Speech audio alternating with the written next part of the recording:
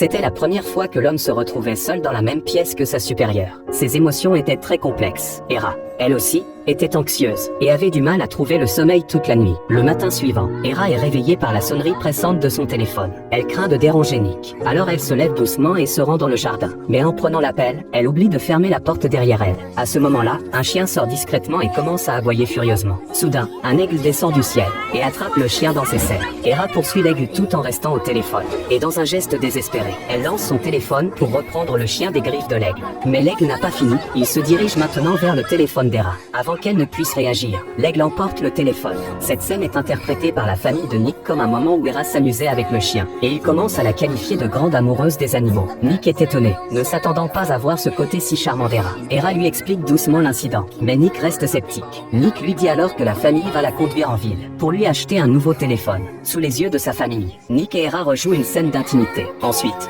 le père de Nick le prend à part, pour une conversation sérieuse. Le père présente ses excuses pour ses paroles d'hier, et, sachant que son fils va bientôt se marier, il veut lui offrir ses bénédictions. Cependant, il exprime aussi ses attentes, en espérant que Nick restera en ville pour reprendre l'entreprise familiale. La conversation n'a pas réussi à apaiser les tensions entre le père et le fils. Peu de temps après, alors que la famille rentre chez elle, ils assistent à l'explosion de colère de Nick.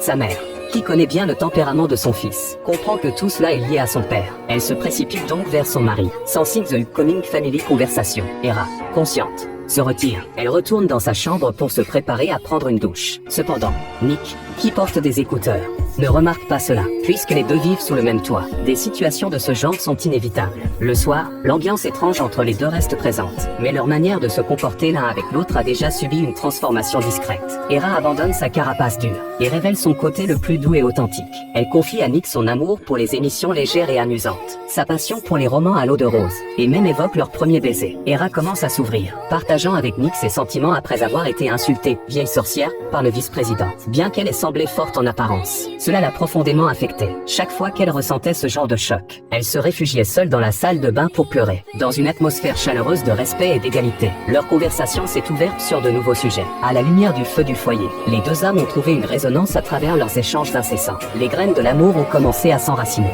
sans qu'ils ne s'en rendent compte. Le lendemain, la mère et la grand-mère de Nick accompagnent Hera dans leur magasin de robes de mariée, où elles lui choisissent une robe ancienne. En voyant la future belle-fille, la mère de Nick fond en larmes. Face à cette scène, Hera se sent de plus en plus mal à l'aise, comme si elle ne méritait pas toutes ses attentes. Ensuite, la grand-mère tremblante sort un précieux héritage familial, et lui murmure doucement. C'était un cadeau de son arrière-grand-père.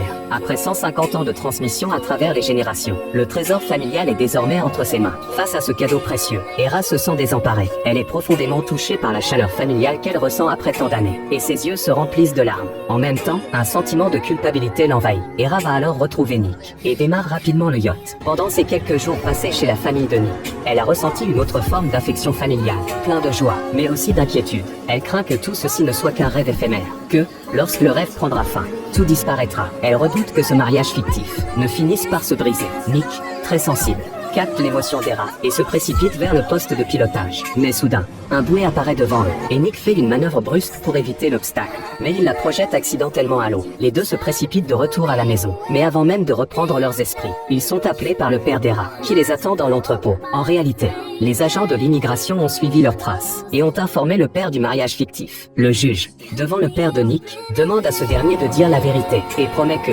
si Nick parle, il sera clément. Cependant, cette fois, Nick ne réfléchit pas un instant, et choisit de soutenir Hera sans hésiter. Sous une pluie de fleurs et d'applaudissements, Nick et Hera se marient comme prévu. La grand-mère, avec douceur, prend Hera par la main, et la conduit lentement vers la cérémonie sacrée. Ainsi, un mariage de convenance s'est transformé en un mariage véritable.